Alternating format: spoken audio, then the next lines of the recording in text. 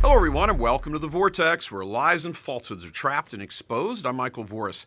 The Archdiocese of Detroit is in a world of hurt, a world that has been revealed by the Wuhan virus. Detroit is not unlike many other dioceses in the United States. Many, perhaps even most, have been nothing more than paper tigers for decades. Detroit and the rest have been getting by on the fumes of past robust faith. But when that all started to decline, beginning in the 1960s and 70s, the handwriting was on the wall. From one inept bishop to another, concerned about everything other than job one, which is the salvation of souls, the decline began slowly and then picked up steam in the past 20 years. And then the Wuhan struck, and that has pushed the Detroit Archdiocese and various others over the edge. This coming Sunday, here in Detroit, Pentecost Sunday, the birthday of the church, Detroit Archbishop Alan Vigneron will essentially announce the death knell of the church in this archdiocese. Last week, he held another private call with his clergy, a recording of which was provided to us from sources privy to the call. He announced, in essence, the cupboard is bare. We have now moved into this time of great uncertainty. It's clear that we have fewer resources. Certainly, the financial resources we might have counted upon are greatly in jeopardy. And as we knew there was going to be a continuing decrease in the priests available to lead in the missionary project, that itself has been accelerating because our priests are more vulnerable, and those who are my age and even a little younger are dangerous, in jeopardy, vulnerable. And so it isn't clear the resources we're going to have for unleashing the gospel. Now, a little background for you on Detroit. Ever since its slow decline began roughly 40 years ago, parishes have steadily been reduced, paired together in a move they call clustering.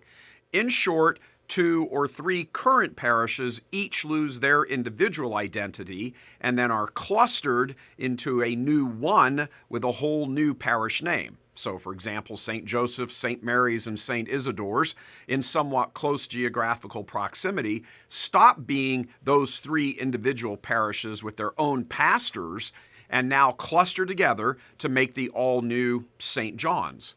One of the former parishes, the building, becomes the building for the new parish, and the other 2 are eventually closed off and sold. Lots of dioceses do this, but here in Michigan, after 3 rounds of this in the past decades, Archbishop Alan Vigneron's hand has been forced by the financial hit from the Wuhan flu. Over the next 2 years, our parishes will join other parishes in a new groupings called families of parishes. Families of parishes are groups of parishes, generally 6 to 3, sharing resources. The more important, of course, human resources, but also material resources, in order to advance the mission of unleashing the gospel. What this means is that the number of parishes in this archdiocese is about to plummet. That will be Vigneron's legacy when he is gone in 3 years, a massive contraction. But the further issue is now that 3 to 6 parishes, which were already clustered, are going to be clustered again.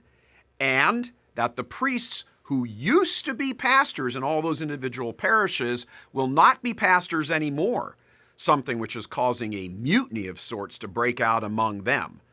Over the next 6 months, various committees will form, led by liberals, who will decide which parishes and pastors will get the axe and which ones will be anointed the new leaders of the greatly reduced archdiocese. On the committee deciding who will be the pastors left standing will be a linchpin of all things deformed in the archdiocese, a Monsignor John Zenz, a leading liberal here if there ever was one. He's a leftover from the halcyon days of homo-predator sex abuse cover-up and the theological looting of the seminary. Many folks were shocked that Vigneron left him in place when the Archbishop returned to Detroit going on 12 years ago. So horrid was his reputation. Zenz was the power behind the throne of an essentially absentee former Archbishop Adam Maida, who nearly bankrupted the diocese and raided the priest's pension fund to keep out of court.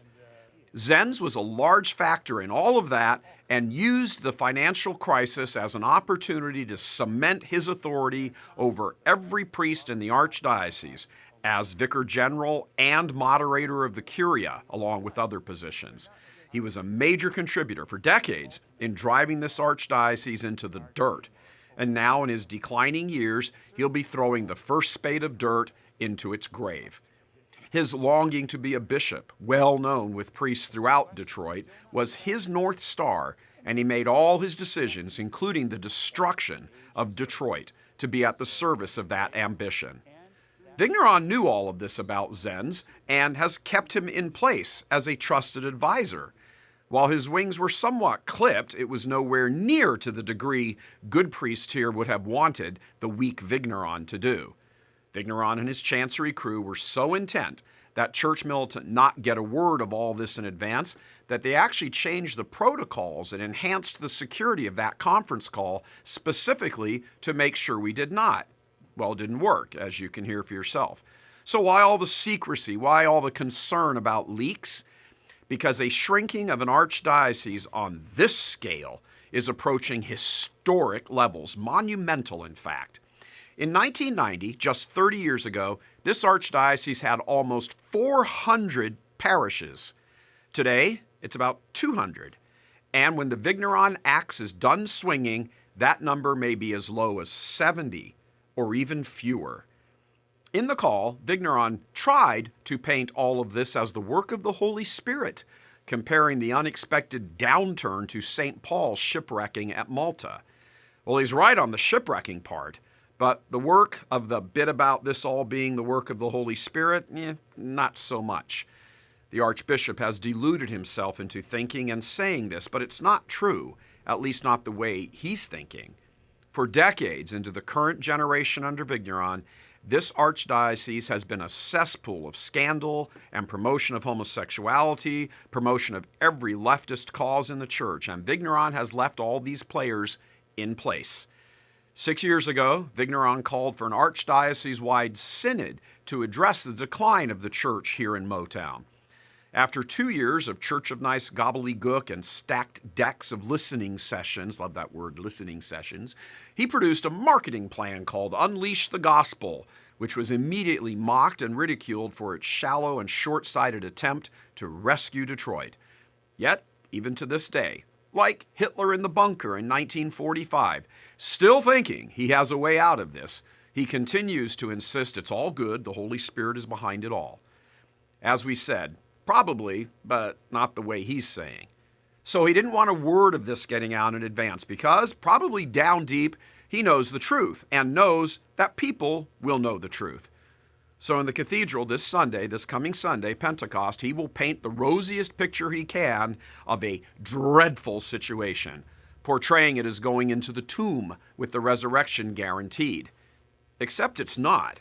This archdiocese betrayed Christ and his church for decades. Even with his own Unleash the Gospel resurrection plan, he betrayed that and turned it into a $200 million fundraising effort, which fell flat on its face. He continues to allow the all-out assault by lying priests who stand at his right hand against Father Edward Perron, a man they lied about to media all over the world. Actively gay men, along with their sympathizers, are still pastors here, with Vigneron's knowledge. Odds are, with men like Zenz setting the stage, it's a safe bet that the gay cabal will be the ones who remain the pastors, in charge of former pastors and taking over the masses at the new cluster arrangement, comically called families of parishes. These guys can never deal in just straight-up terms. There's always some Madison Avenue ad speak they apply to deceive people. Here's what Vigneron will not say on Pentecost. I and my predecessors failed you and betrayed you. We tried to get along with the world and keep holding on to the faith at the same time to have our cake and eat it too. It didn't work, and the world won. We did not teach the faith, but a manufactured, watered-down version of it that was politically correct, would never give offense, and would let you keep using contraception so as not to upset you. Sidestepping the elephants in the living room, I appointed pastors over you more interested in their boyfriends than your eternal salvation. And now we are paying the price. The archdiocese on my watch is being moved from the ICU to critical care.